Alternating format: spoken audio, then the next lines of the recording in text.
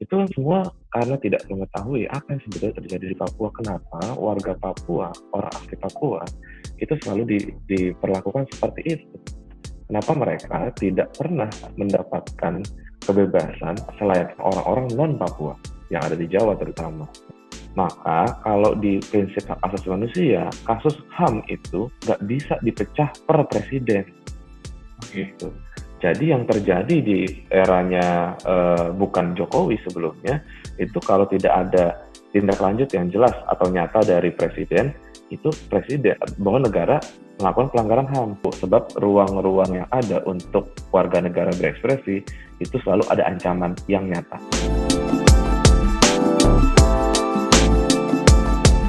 Halo Sobat Mitra Politik, senang sekali hari ini kembali lagi bersama saya Hasan Tobias. Dan hari ini kita dapat kesempatan untuk wawancara bersama dengan Mas Rifanli Anandar. Beliau adalah wakil koordinator di Kontras.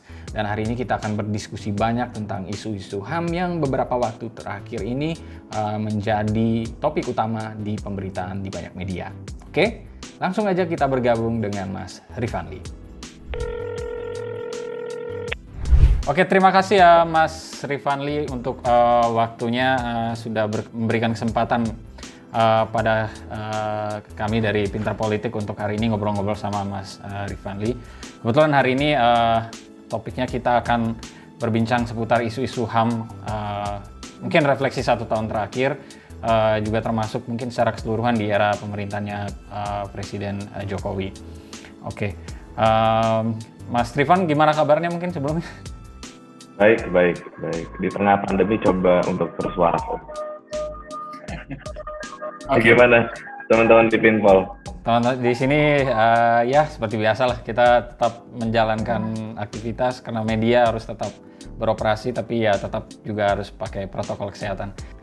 Oke, langsung aja kali kita mulai ke pertanyaan pertama.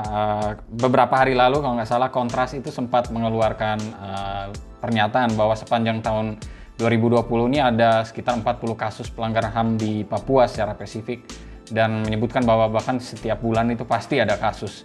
Nah ini kan tentu jadi hal yang memprihatinkan, apalagi di tengah upaya untuk menyelesaikan konflik di Papua dan masalah-masalah yang ada di sana.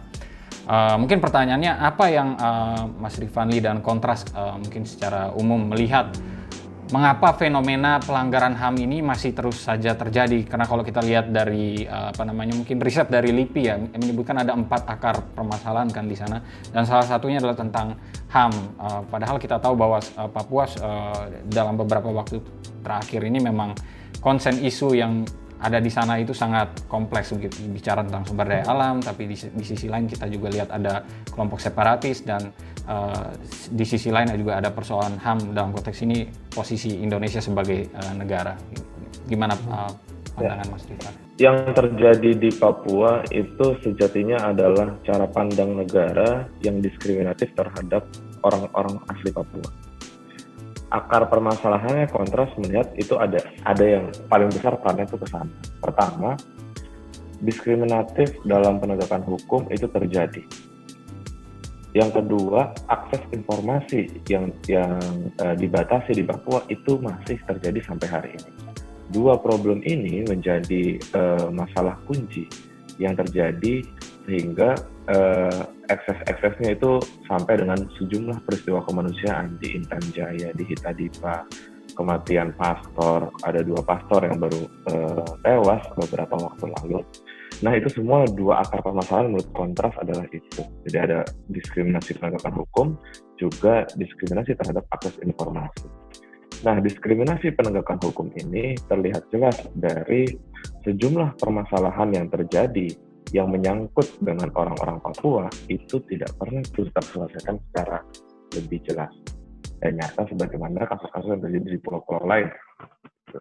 Kita bisa melihat ini dari misalkan kejelasan status dari operasi yang ada di Papua. Sampai hari ini kita belum tahu kejelasan statusnya apa. Apakah Papua menjadi daerah operasi militer atau darurat sipil, ataukah hanya sebagian tertentu? Karena kalau itu jelas, orang-orang akan mengetahuinya, tapi selama ini kan tidak.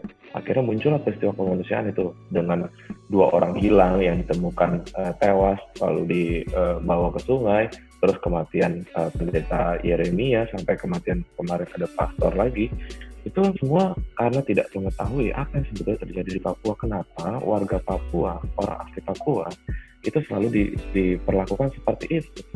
Kenapa mereka tidak pernah mendapatkan kebebasan selain orang-orang non-Papua yang ada di Jawa terutama, dan di daerah pemerintah pusat berada. Yang kedua, soal akses informasi. Sejak terpilihnya Joko Widodo, tahun 2015, kalau saya tidak salah, dia pernah mengungkapkan bahwa akses informasi di Papua itu tidak dibatasi. Artinya dia bisa diterima oleh wartawan dari manapun. Tapi nyatanya tidak. Sampai hari ini, informasi-informasi mengenai kasus-kasus kemanusiaan yang terjadi di Papua itu hanya 2 sumber yang biasa Komnas pakai. Kalau tidak tabloid Jubi atau Suara Papua, atau informasi dari jaringan. Sementara informasi-informasi dari media-media nasional itu kerap kali tidak berbicara panjang soal itu. Dan kami mendapatkan informasi juga ada keterlibatan militer juga untuk mengkurasi sejumlah informasi yang keluar dari Papua ke daerah lain. Jadi akses informasi ini juga menjadi salah satu problem. Apalagi kalau di Papua juga dilakukan internet shutdown, sebagaimana tahun lalu itu dilakukan. Itu akan memperburuk situasinya. Sudah tidak di shutdown saja, publik merasa kesulitan untuk menerima informasi apa yang sebetulnya terjadi di Papua. Gitu. Kondisinya akan terus parah dan terus ditutup-tutupi nanti apa yang sebetulnya terjadi ketika ada internet shutdown. Gitu. Dan hal ini terus dilanggengkan oleh negara sampai dengan hari ini. Seolah-olah memang Papua dalam tanda kutip wajar digitukan. Apa alasannya? Itu yang sama-sama juga kita harus cari tahu.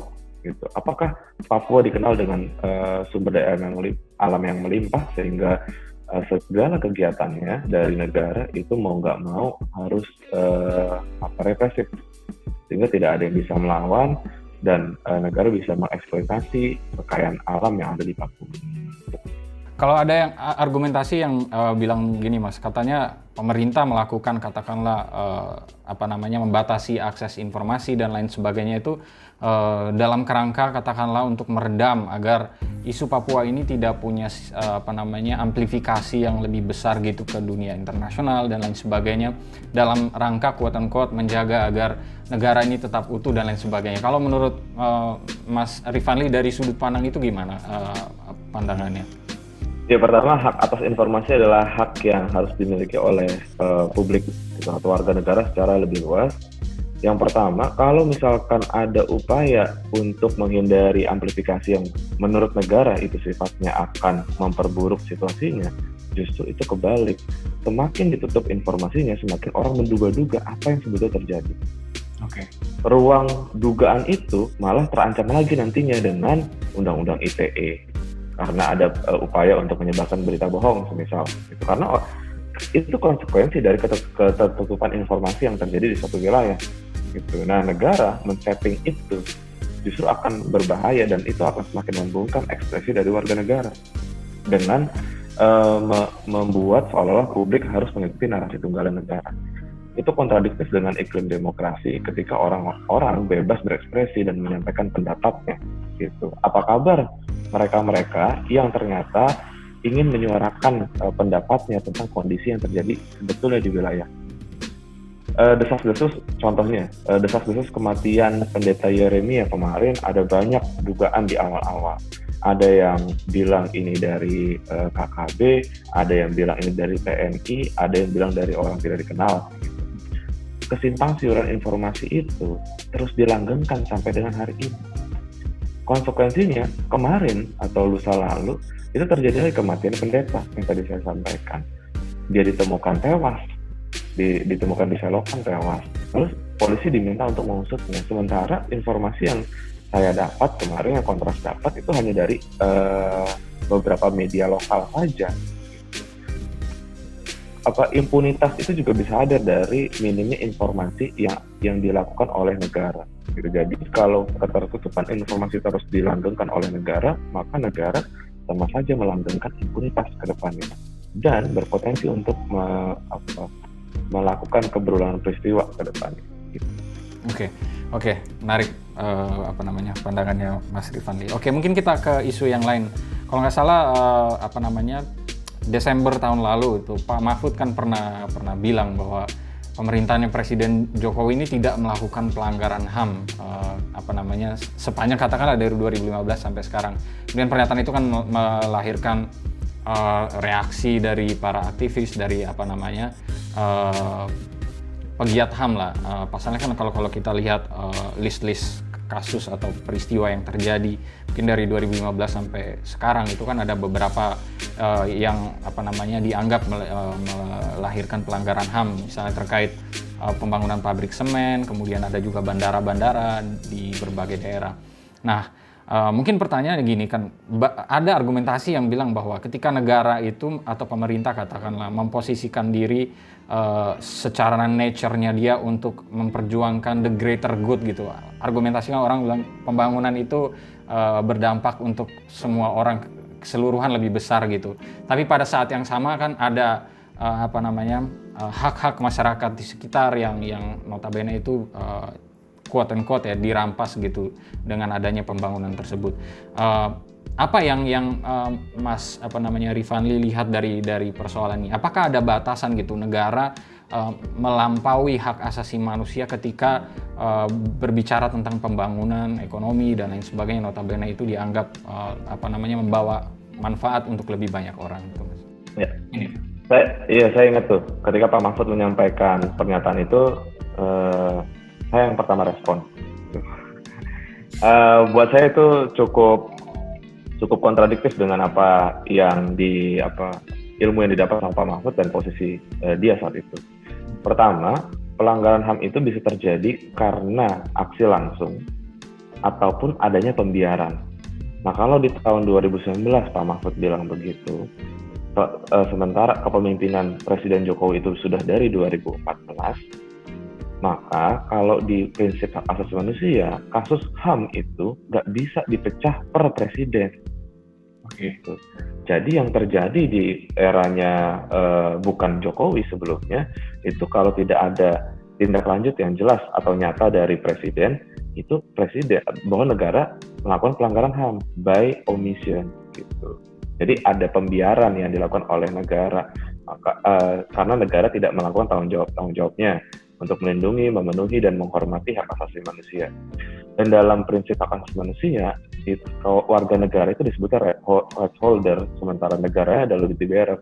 Negara hanya punya kewajiban. Sementara kalau negara tidak melakukan kewajibannya, maka dia melanggar HAM. Maka dari itu, pernyataannya Pak Mahfud cukup kontradiktif dengan apa yang selama Jokowi memimpin dari tahun 2014 itu tidak adanya progres untuk pengungkapan kasus pelanggaran HAM masa lalu. Terus keberulangan peristiwa itu terus terjadi di sektor represivitas aparat, penanganan aksi massa. Terus penyiksaan juga terus terjadi. Terus berbagai peristiwa pelanggaran HAM lah yang mulai masuk ke ranah digital juga udah mulai terjadi gitu. Nah, itu kejadian tuh semuanya, makanya agak aneh kalau Pak Mahfud menyebutkan bahwa tidak ada pelanggaran HAM yang terjadi di era Jokowi. Itu yang pertama. Yang kedua, soal konsep pembangunan dan hak asasi manusia. Memang kerap kali isu hak asasi manusia selalu dibenturkan dengan konsepnya Jeremy Bentham. Tapi kalau misalkan di konsep hak asasi manusia, dia juga mengenal kok yang namanya HAM dan developmental atau HAM dan pembangunan lah. Itu ada ukuran-ukuran yang semua bisa diukur. Pertama, prinsip good governance itu harus terus jalan. Itu mau dia bangun bandara atau mau bangun bendungan dan lain sebagainya, prinsip good governance itu harus terus jalan. Ada anti korupsi di sana, ada soal transparansi dan akuntabilitas, keterlibatan dari masyarakat. Poin keterlibatan dari masyarakat ini coba mengakomodir kebutuhan apa saja yang kira-kira dibutuhkan sama warga di daerah tertentu yang mana kena dampak dari pembangunan. Karena warga ini harus ditempatkan sebagai beneficiaries, gitu. Beneficiaries dari pembangunan yang diupayakan oleh pemerintah. Kalau mau bicara misalkan ini untuk kebutuhan yang lebih luas lagi, lalu bagaimana nasibnya untuk yang ada di situ sebelumnya yang terkena dampak? Mereka adalah kelompok rentan yang paling mudah kena dampaknya, mau itu sebelum pembangunan itu terjadi, bahkan setelahnya gitu. Sementara untuk yang lebih jauh itu prosesnya lama sekali. Nah, negara tidak boleh melupakan ya kelompok rentan yang tergusur atau tergeser dari dampak pembangunan tersebut gitu. Nah, sejauh ini memang pembangunan di Indonesia itu cukup ambivalen. Artinya satu sisi mau melindungi rakyatnya, satu sisi juga dia melakukan hal yang merugikan rakyatnya. Contoh paling konkret yang kemarin, yang situasi hari ini masih terjadi, ketika negara coba ingin menurunkan angka penyebaran kasus corona di Indonesia, di satu sisi dia juga membuka ruang untuk wisatawan agar kembali lagi ke Indonesia. Gitu. Jadi agak kontradiktif. Nah, itu di sektor yang berhubungan dengan kesehatan. Tapi kalau misalkan di sektor yang berhubungan dengan agraria dan pembangunan, waktu itu saya lupa, kayak 2 minggu atau 1 bulan lalu, Presiden Jokowi itu menyampaikan bahwa kita kekurangan lahan pertanian. Sementara lahan pertanian yang ada itu dialihfungsikan untuk kebutuhan-kebutuhan lain. Semisal ada pembangunan ibu kota negara, terus ada bendungan di Sumedang, terus juga ada bandara di Kertajati, terus ada NYIA dan lain sebagainya. Jadi pembangunan yang muncul di Indonesia belakang ini adalah cukup ambivalen. Oke, ini masih terkait dengan otoritas negara itu, karena kalau bicara tentang otoritas negara dan kewenangan negara dengan hak asasi manusia ini kan isunya jadi banyak gitu. Beberapa waktu terakhir kan kita banyak diskusi juga tentang para aktivis yang diretas gitu dengan konsen utamanya adalah tujuan untuk menjaga agar stabilitas politik keamanan nasional itu tetap terjaga, katakanlah semacam itu. Mungkin pertanyaannya seperti ini, Mas Rifandi, seberapa sih batasan negara gitu ketika dia menjalankan fungsinya, atau pemerintah atau otoritas katakanlah penjaga keamanan bisa dibilang seperti itu, menjalankan fungsinya itu, dan pada saat yang sama dia bisa atau boleh quote on quote melampaui hak-hak perseorangan atau individu. Ketika katakanlah saya punya HP gitu, tapi HP saya tahu-tahu udah diretas oleh negara dengan tujuan ya untuk alasan apapun itu kan. Mungkin itu sih. Ya, oke. Jadi negara itu punya atau di dalam hukum hak asasi manusia itu ada yang disebut margin of appreciation. Jadi ada kewenangan negara pihak yang ikut dalam konvensi tertentu dan menandatangani kovenan tertentu, dia bisa tuh untuk dalam tanda kutip memilih ini kira-kira yang cocok diterapin di sebuah negara. Di negara saya adalah yang ini. Gitu. Ini saya mau bicara secara holistik dulu yang lebih besar. Nah, ukuran tersebut itu semata-mata demi melindungi warga negaranya. Gitu. Jadi dia memperhatikan konteks, ada budaya, ada masalah-masalah yang kira-kira kalau ini diterapkan kayaknya belum cocok gitu. Tapi itu dilakukan secara bertahap gitu loh. Jadi margin of apresiasi ini ukurannya lebar dan dekat gitu, atau tidak sempit gitu, lebar atau sempit. Nah, ketika lebar itu ada upaya dari negara untuk memposisikan sebuah kewenangan ini diterapkan di negaranya masing-masing. Nah, semakin lama itu idealnya itu semakin menyempit idealnya. Gitu. Nah, negara tuh bisa melakukan itulah, namanya margin of apresiasi. Nah, untuk mencegah penyalahgunaan dari margin of apresiasi itu, koridor-koridor dalam konstitusinya itu harus jalan. Gitu. Misalkan satu, pembatasan hak asasi manusia harus ditetapkan dengan undang-undang. Yang kedua, ditujukan untuk menjamin penghormatan hak atas kebebasan orang lain juga. Yang ketiga, ada pertimbangan nilai-nilai keamanan, ketertiban umum dalam masyarakat yang demokratis. Yang keempat, selalu mengedepankan prinsip universalitas hak asasi manusia.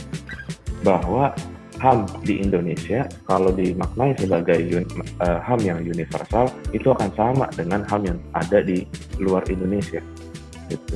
Nah, dalam konteks kasus beberapa hal itu terjadi pembatasan yang sangat subjektif. Subjektivitas ini muncul karena tafsir negara sewenang-wenang dalam menafsirkan pembatasan tersebut.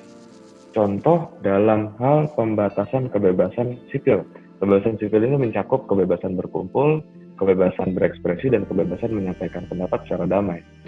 Nah, dalam konteks pembatasan kebebasan sipil, itu negara kerap kali tidak menggunakan restriksi yang jelas untuk membatasi kebebasan sipil warga negara.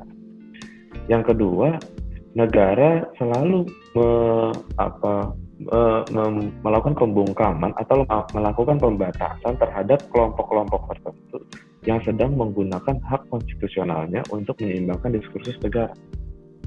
Itu yang kedua.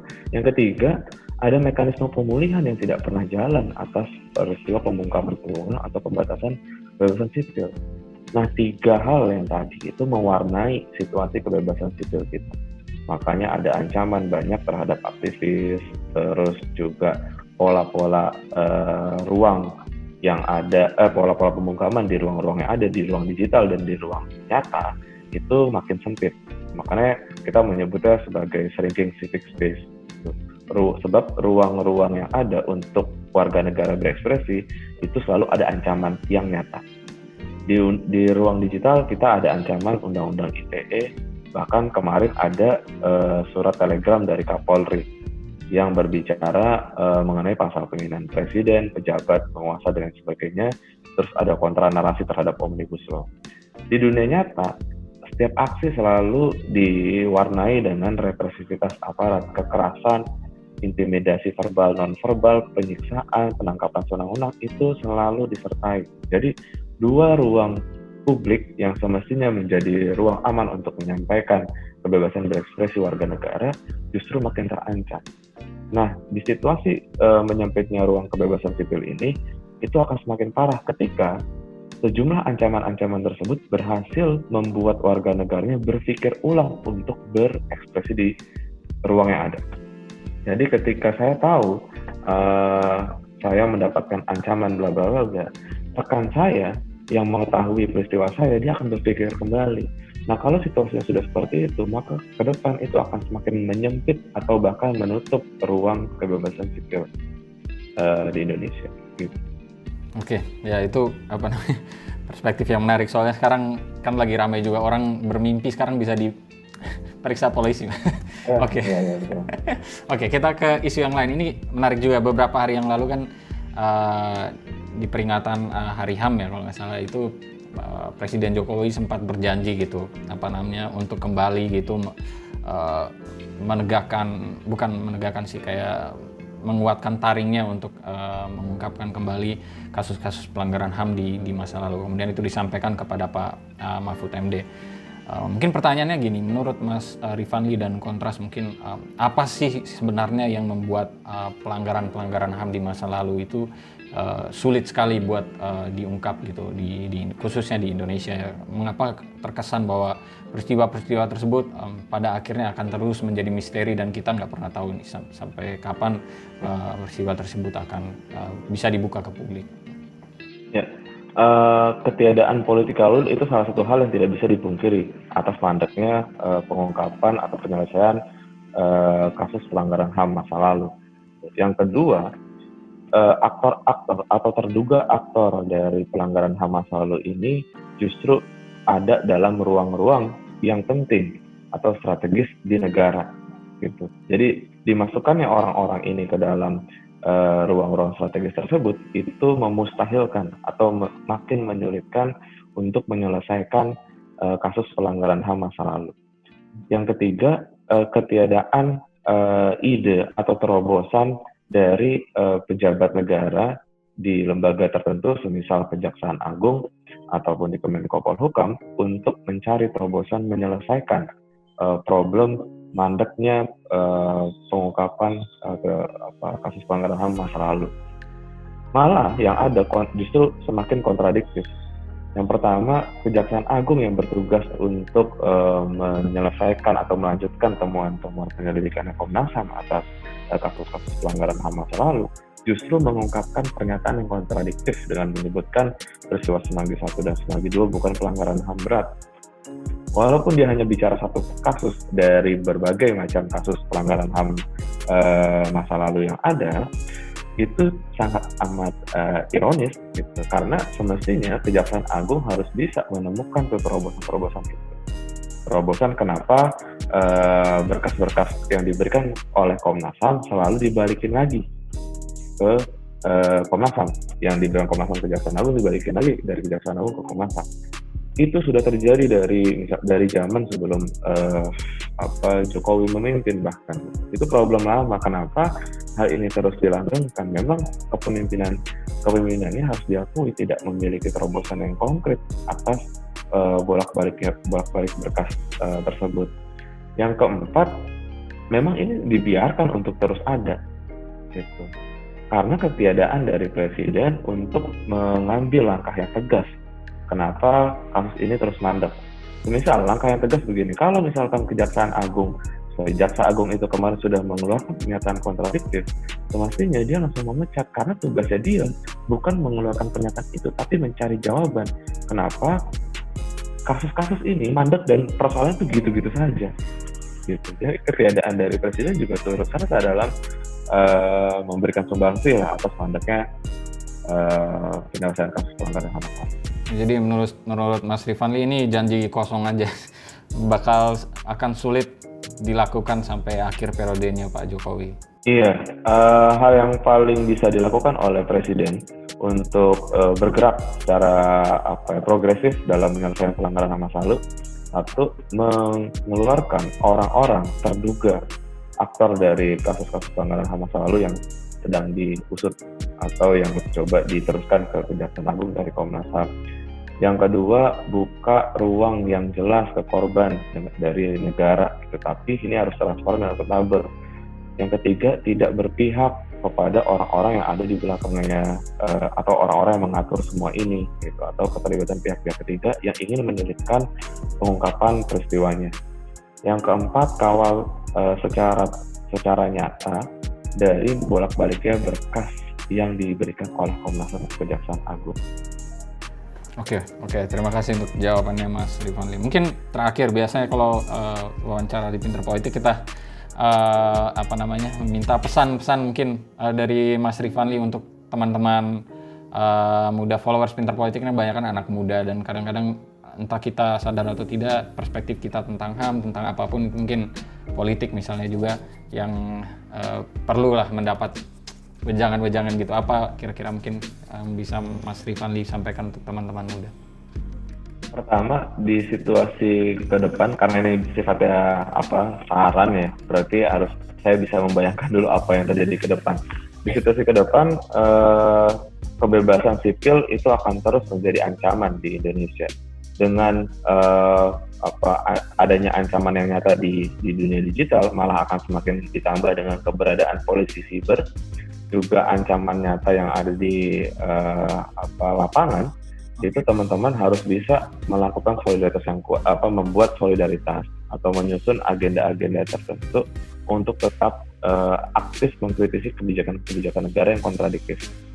Prosesnya itu bisa dimulai dengan perluas diskusi-diskusi yang berkaitan dengan kebijakan-kebijakan negara.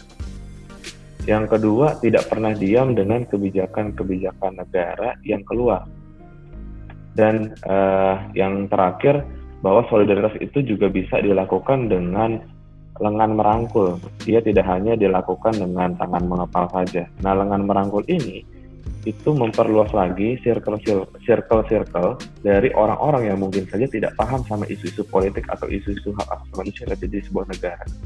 Nah, kalau misalkan teman-teman paham, itu bisa memperluas lagi atau memperlebar lagi ruang partisipasi keterlibatan publik, dan semakin banyak partisipasi dari publik, itu akan semakin baik untuk terus mengingatkan, karena tugas kita adalah checks and balances untuk di iklim demokrasi ini, dan kita terus bisa mengingatkan nanti ke depan.